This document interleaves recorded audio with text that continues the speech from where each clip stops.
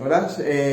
ya hemos hablado en el video pasado acerca de todos los vínculos familiares de Álvaro Uribe Vélez, que toda gran parte de su familia están vinculados con el narcotráfico en diferentes índoles, como testaferros, como colaboradores, como lavado de activos, en fin, de otras cosas, también como creadores de grupos paramilitares, vinculados directamente con grupos paramilitares. Más adelante vamos a hablar acerca de una importante masacre que ocurrió en Colombia, una de tantas masacres que han ocurrido en Colombia y que tiene que ver con las familiares de este sujeto. Hemos hablado de las licencias otorgadas de Álvaro Uribe Vélez al cartel de Medellín. Un dato que se me había escapado en el video anterior era acerca de que el señor Iván Duque Escobar, el papá del actual presidente Iván Duque Márquez, había de cierta manera denunciado ante el presidente de la República de la época, Turbay Ayala, que el señor director de la Náutica Civil, Álvaro Uribe Vélez, estaba vinculado con el cartel de Medellín. Aparentemente no le prestaban ni 5 de atención a ese tema, que lo dejaron terminar su dirección frente a esta entidad importante en aquella época, porque estamos hablando, era la época del boom del narcotráfico, del boom del cartel de Medellín y otros carteles como el cartel del Valle, el cartel del Valle, el cartel de Medellín con los Rodríguez y con toda esta cuestión de la mafia. Y vamos a seguir hablando acerca de toda la carrera política que viene a partir de la alcaldía de Medellín hasta como presidente de la República, luego una vez ex senador y después de todo lo que desprende hasta la actualidad con este sujeto sombrío en la historia de Colombia. Hay que recordar que Álvaro Uribe llega a la alcaldía de Medellín gracias a que su padre, Alberto Uribe Sierra, compró un prestigioso cuadro que estaba en subasta para poder recolectar fondos para la campaña de Belisario Betancur. Belisario Betancur, una vez ganando la presidencia, ese cuadro que le costó millones, en aquella época, en los años 80, un millón era demasiado dinero. El señor Uribe Sierra le compra un cuadro para financiar esta campaña y Belisario Betancur, una vez ganando la presidencia, en agradecimiento le otorga la alcaldía de Medellín a Uribe Sierra. Uribe Sierra, ¿quién pone? Obviamente a su queridísimo hijo Álvaro Uribe Vélez, que 3 meses después es separado del cargo de alcalde de Medellín por encontrarse vínculos directos con el cartel de Medellín, que eso pues no es nada de asombro, porque la alcaldía de Medellín estaba actuando en conjunto con la Fundación Medellín Sin Tugurios. Medellín Sin Tugurios era una fundación de Pablo Escobar que tenía fuertes vínculos con la alcaldía de Medellín y actuaban de manera conjunta para poder facilitar un poco la alcaldía de este importante municipio y una de las principales ciudades de Colombia. Se hablaba de que Pablo Escobar, la única persona a quien escuchaba y el cual tenía una fuerte amistad en la ciudad de Medellín, era con el señor Álvaro Uribe Vélez, y se ha demostrado hasta respecto al tema. Vamos a hablar también vamos a hablar de una palabra clave, voy a aprovechar mucho una palabra clave que es la presunta. Voy a hablar de presunta como por protocolo, porque es que no es presunto lo que vamos a hablar, pero pues como simplemente protocolo vamos a decir presunto, como por la presunta inocencia, pero no sabemos que aquí no hay ninguna presunción, sino simplemente hay evidencias por montón, y hay una evasión del tema impresionante de parte de este sujeto implicado. Cuando fue gobernador de Antioquia, este señor se fortalece grupos paramilitares en esta región del país. Porque en la gobernación de Antioquia se recuerda tanto un video que la señora Aida Bella le hace una observación al entonces gobernador de este departamento, Uribe Vélez,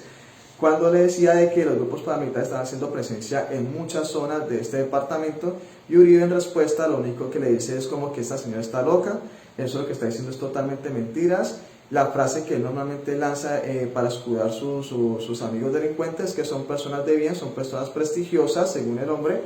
y nunca le prestó atención. Frente a este tema de grupos paramilitares en Antioquia, cuando en aquel entonces él era gobernador, tuvo como secretario de gobierno al señor Pedro Juan Moreno. ¿Quién es Pedro Juan Moreno? Es una persona que tenía estrechas relaciones con grupos paramilitares y en más de 10 ocasiones se llegó a reunir con estos. Una de estas reuniones era para planificar la famosa masacre de la vereda El Aro, que es un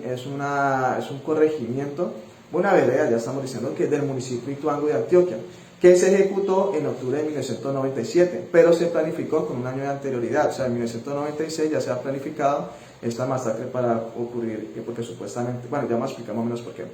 En 1997, con un saldo de 19 muertos, casas incendiadas, mujeres violadas, 150 paramilitares al mando de doble cero, ingresan a este corregimiento del Aro en donde la masacre dura 10 días. Uno de esos días se habla de que sobrevoló el helicóptero de la gobernación de Antioquia mientras ocurría la masacre, pero no pasó absolutamente nada. Luego de esta masacre se condecoró a sus participantes, en donde la versión del señor Francisco Villalba, que le decían Cristian Barreto,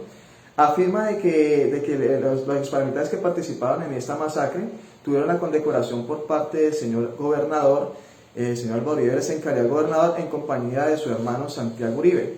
Esta versión la desmiente totalmente Mancuso, niega que la condecoración sí estuvo, pero que no lo condecoró directamente el señor Álvaro Uribe Vélez y su hermano Santiago Uribe, que eso fue falso, pero también habla de que pues en aquel momento el señor alias Cristian Barreto, de una vez después de que él aclaró todo el tema, se le dio, él habla de que supuestamente la masacre fue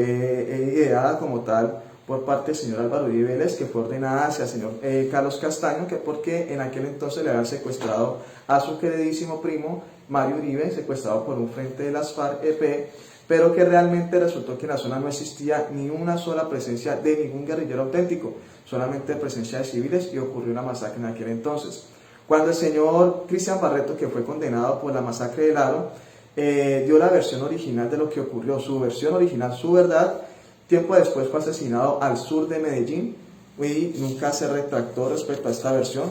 antes de su muerte. En calidad de gobernador, junto con el general Rito Alejo del Río, Carlos Castaño, Pedro Juan Moreno, consolidan las Convivir, que luego terminan como parte de uno de los bloques del grupo paramilitar, las Autodefensas Unidas de Colombia, con sus siglas AUC. Como senador fue ponente, allá vamos a hablar acerca de cuando fue senador, él fue senador del Partido Liberal, y como senador fue ponente de la ley 50 de 1990, que fue la reforma laboral, donde suprimió la retroactividad de los pagos de cesantías, se profundizó la inestabilidad laboral y el despido masivos de las diferentes empresas en Colombia. Fue también ponente de la ley 100 de 1993, que fue la que le entregó los servicios de salud al sector privado. Creó las famosas EPS, lo que tenemos todavía las EPS, empresas prestadoras de servicios de salud, y que estas sirven como intermediarios entre las clínicas, hospitales, centros de salud con los pacientes. Y que vemos lo que está ocurriendo en Colombia en tema de salud gracias a las famosas EPS, que está totalmente paupérrima la atención y paupérrima la atención de salud en Colombia. Vamos a hablar acerca de cómo el hombre llega como presidente en Colombia, cuando ni siquiera las encuestas encabezaban ni de segundo lugar para ser el más opcionado en la votación. Recordemos que iniciando el nuevo siglo ocurre el atentado a las Torres Gemelas, presuntamente por Al-Qaeda, un grupo de extremismo islámico de Afganistán, si no estoy mal, Afganistán, Pakistán, no recuerdo muy bien, que empiezan a hablar de terrorismo internacional. Uribe Vélez, como en Colombia tenemos una visión de todo internacionalizarlo, como que lo que está más de moda es esa cuestión, Uribe Vélez aprovecha la cuestión del discurso del terrorismo para implantarlo en Colombia, desconociendo que existe un conflicto armado. El desconocimiento del conflicto armado es un poco complejo porque no es solamente decir que son grupos terroristas, sino que se vuelve un poco un tema más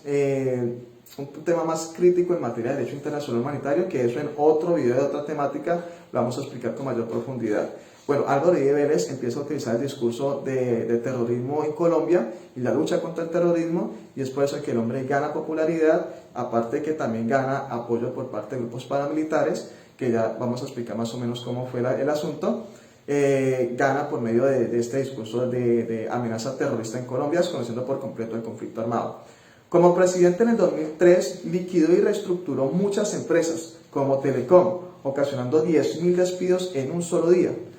Trató a los líderes sindicalistas y a los sindicalistas como colaboradores del terrorismo, una palabra bastante pesada y bastante fuerte para referirse, porque estamos hablando de una época en donde decir terrorista o colaboradores de la guerrilla era objetivo militar para los grupos paramilitares en aquella época. Y todavía se sigue dando ese tipo de peligrosidad al hablar de ese tipo de discurso contra alguna persona.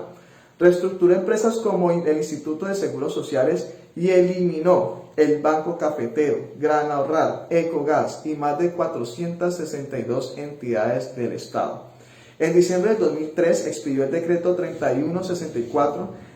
abaratando los salarios de los trabajadores tercerizados, los famosos outsourcing, o sea, las cooperativas y las bolsas de empleos que que contratan no de manera directa, sino por medio de estas empresas, los abarató. La Ley 789 del 2003, que extiende las horas laborales hasta las 10 de la noche y sin recargos nocturnos, pagos dominicales, con un discurso muy famoso que se hizo muy famoso también en estos días, bueno, estos meses con la cuestión de la reforma laboral que Uribe estaba proponiendo, pero en aquella época lanza el discurso de la siguiente manera.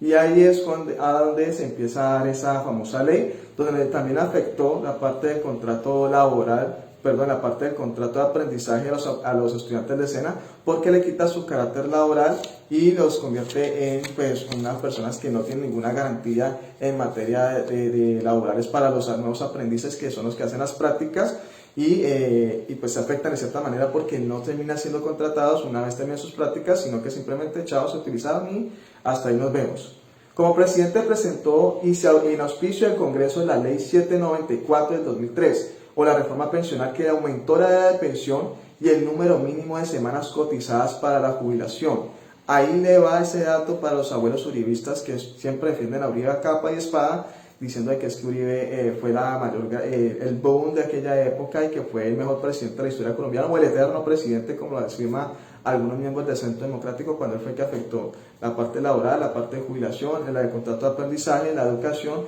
infinidad de cosas, y hasta la seguridad supuestamente democrática. Vamos a darnos cuenta de que no fue tan cierto esa famosa seguridad. En el 2006 hizo aprobar la ley 1118, que fue la que abrió el capital privado sobre Ecopetrol. Lo que en este momento está en peligro de la privatización de Ecopetrol, en parte irresponsabilidad, se inicia con el gobierno de Álvaro Uribe Vélez, cuando la famosa ley 1118, que es la que le da paso al sector privado que intervenga sobre este tipo de entidades del Estado. Compró votos en el Congreso para su reelección utilizando en aquel entonces ministro Saba Pretel y el señor Diego Palacios, que fueron condenados junto a Gidis Medina, Teodorindo Avendaño, en el caso de la Gidis política. No solamente los compró, sino que les otorgó también notarías y registradurías en diferentes partes del país para poder asegurar de cierta manera la votación en el Congreso frente al artículo que en aquel entonces prohibía la reelección en Colombia, no era válido. Con este caso de la Gidis política se abre paso a que los presidentes se puedan reelegir. El único caso donde se ve, en la historia de Colombia, el único caso donde se ve la reelección fraudulenta es en el segundo mandato de Álvaro Uribe Vélez. No fue tan legítimo que digamos. Ya vamos a hablar muchos temas más referentes al tema para no ser tan pesados, y vamos a hablar en el siguiente video mucho más profundo acerca de muchas más cosas referentes a este sujeto para que lo pongamos un poco más en contexto.